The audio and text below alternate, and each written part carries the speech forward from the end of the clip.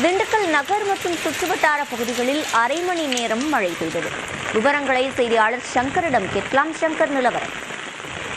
சிவரஞ்சனி, தற்பொழுது பாத்தீங்கன்னா திண்டுக்கல் மாவட்டத்தில் 2-3 தினங்களாகவே வெயிலின் தாக்கம் அதிகமாக காணப்பட்டது.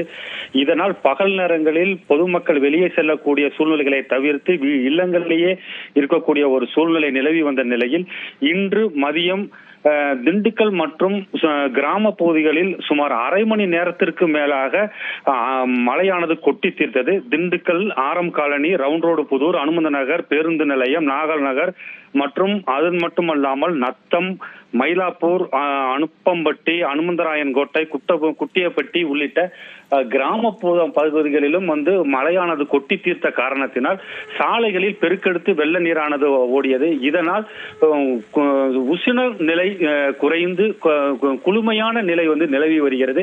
அது மட்டுமல்லாமல் கிராமப்புறங்களில் அதிக அளவு மழை பெய்து வரும் காரணத்தினால் விவசாயிகள் பெரும் மகிழ்ச்சி அடைந்துள்ளனர். தங்களுடைய விவசாயத்திற்கு போதுமான மழையாக இந்த பெய்து வருகிறது என்று விவசாயிகள் தெரிவித்துள்ளனர். சிவரஞ்சனை, வழங்கியமைக்கு நன்றி சங்கர்.